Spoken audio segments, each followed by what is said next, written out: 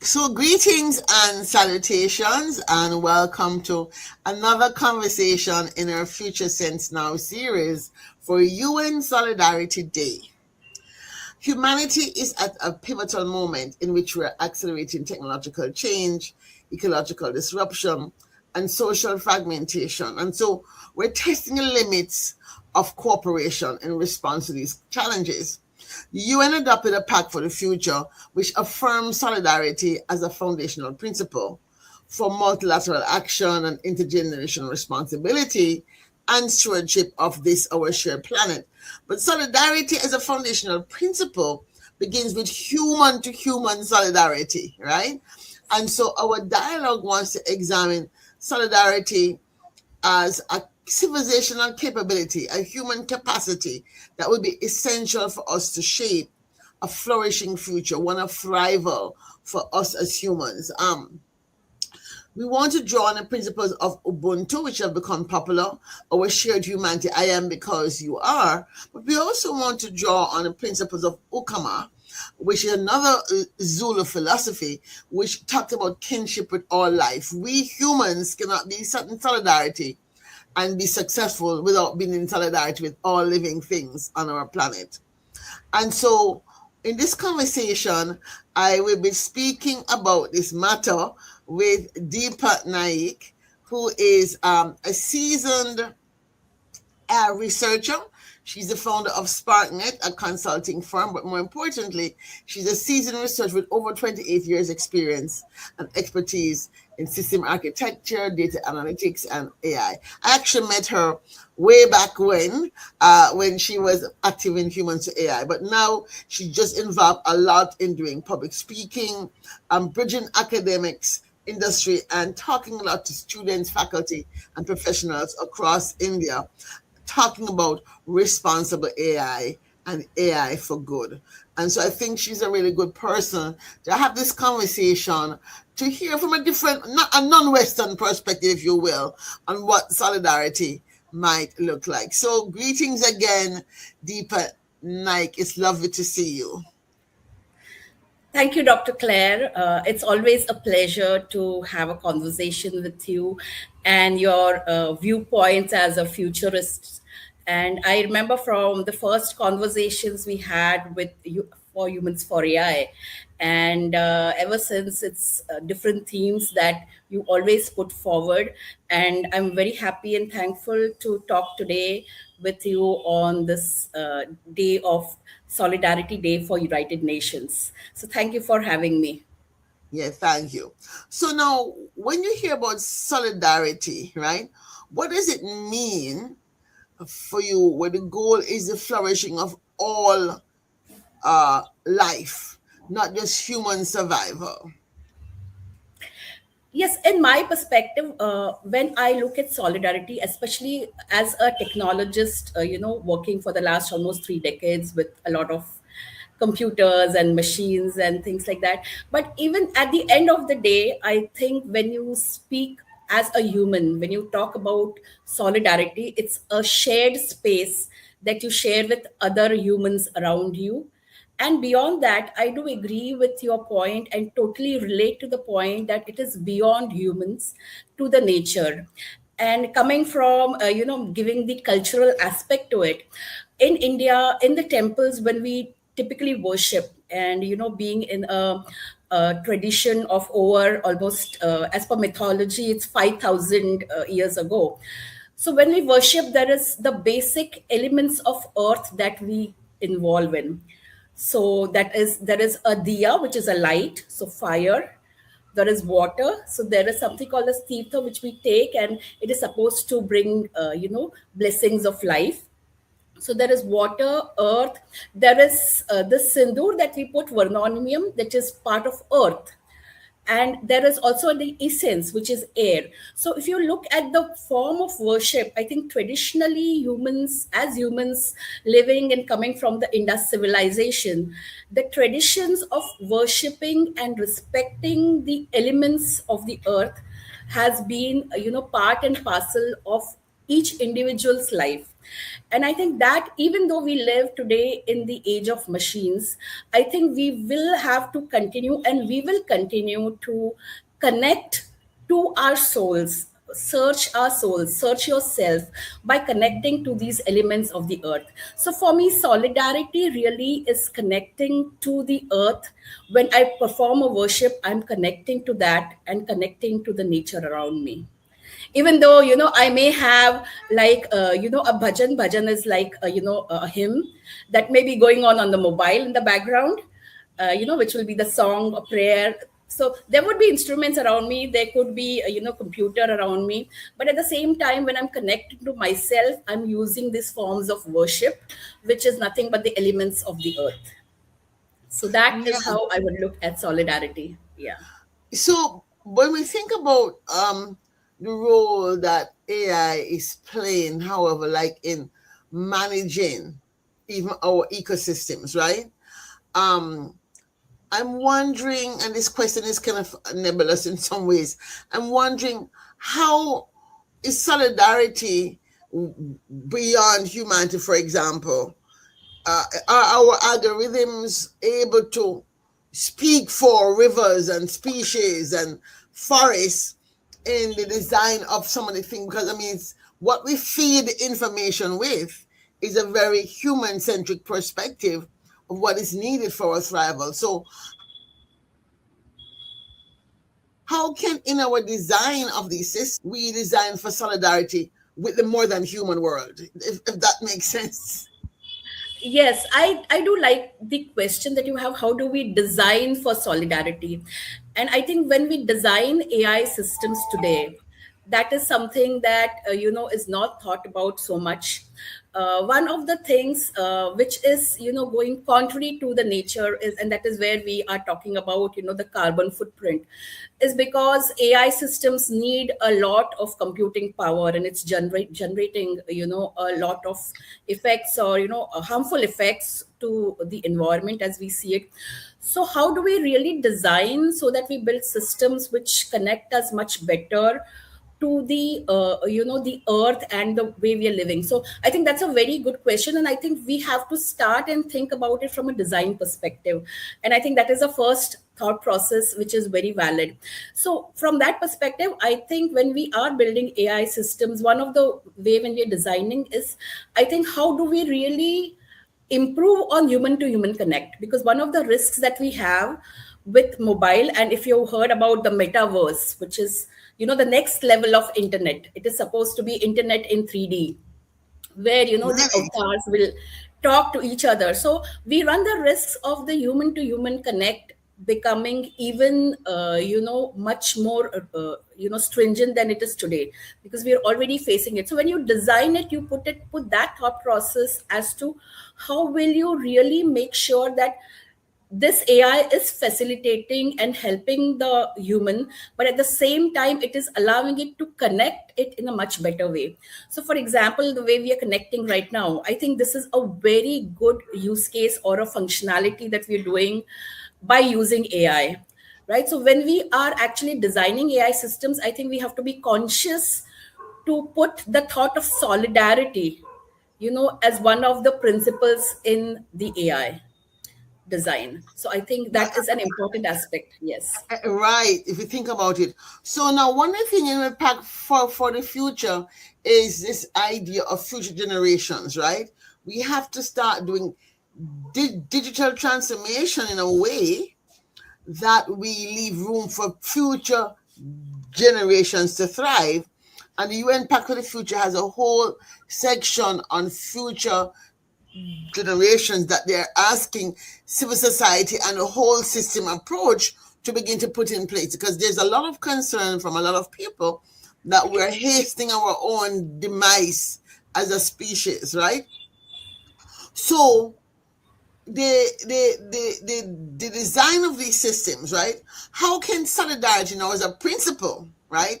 Those of us in the way who can make policy, who can make design, ensure that living systems and future generations are actually represented.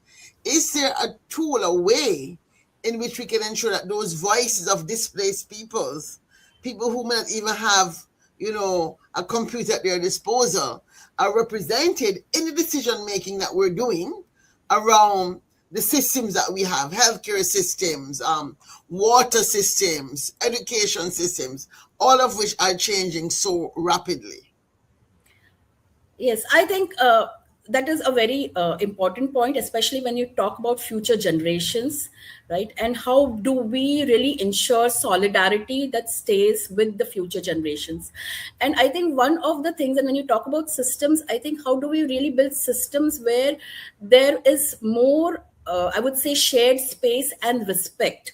So, what I mean by that is, for example, if you look at in India, every state, I mean, it's a very plural kind of, a community that we live in, because every state has its own language. They have their own New Year. So we celebrate New Year's like at least 5 or 6 times a year. And Huh? each family might have a different New Year. Okay. So when I say respect, in terms of solidarity, especially when I say respect, it may not be your New Year, but when your neighbor is celebrating a New Year, you are actually wishing them. And then, on the 31st, you all come together and have the party, right? The Western way. So I think future generations somewhere have to learn to respect and come together, in the offline environment. So we need to build systems where they can actually come and connect together, where, and I think we've recently seen bans around social media.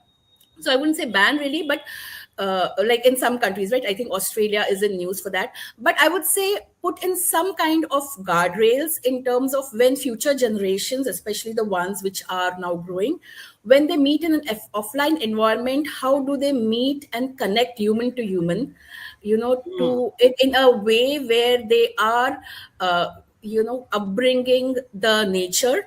In fact, there is one very interesting, Sanskrit is it's an ancient language, right, in India. Yeah. And there is a very famous quote, Vasudevam Kutubakam, which means that the family, the world is a family. Okay, so the whole concept that when you're meeting your neighbor or when you're meeting your colleague, it is a part of your extended family, beyond any other barriers that you may have in terms of religion, ethnicity, or whatever. So I think for future generations, somewhere we build and give them opportunities to build systems where they meet, even though they might be using all kinds of AI agents or robots in their workplace or wherever, but at the same time, we have opportunities for them to meet and connect person to person and build, the concept of an extended family. Yes, I like this idea of extended family.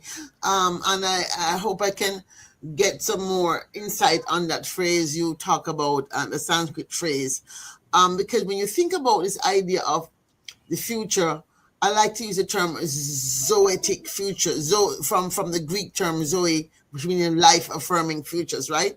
And so we want life centered governance. Now, you know that AI rules have to be internationalized at a certain point. Um, what are your thoughts about, from someone who's working on responsible AI, etc.?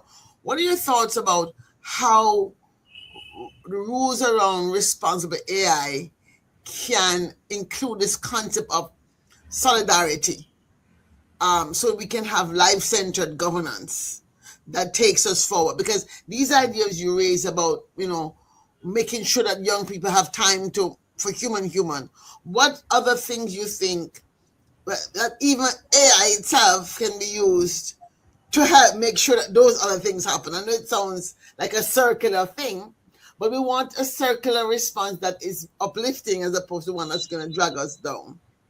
Yes. So it's a very interesting question, and responsible AI as a realm of knowledge itself is slowly evolving. And I think the first step that we see there is there are, across countries, there are bodies which are coming together and defining this realm of knowledge. So if we know about the AI Safety Summit, which happened in UK, and then the one in France. So there is a lot of work and it is evolving, may not be at the same pace at which AI is, but I think there is some amount of collaborative that activity that is happening and which is very important. And in the thought in terms of how AI can help AI. So one of the big section about responsible AI is theme called as explainable AI. Okay, so right now what happens is when an AI gives you a result or gives you a response, you don't know how it has come with that. So there is no way for us to ask a question to AI to know why did you give this answer. So I think somewhere Yes. communication with AI models is an area. I might be going a little technical here, but communication within getting into the model and understanding how really the AI model is responding, and in that aspect, when it is communicating, when the AI model is putting back its response, I think in that realms we can put in some kind of guardrails to make sure that it aligns with themes, not just solidarity but a lot of themes which are around human safety and the way AI and all these powerful technologies can be used in a much more very strong and good manner for the humanity's sake of humanity.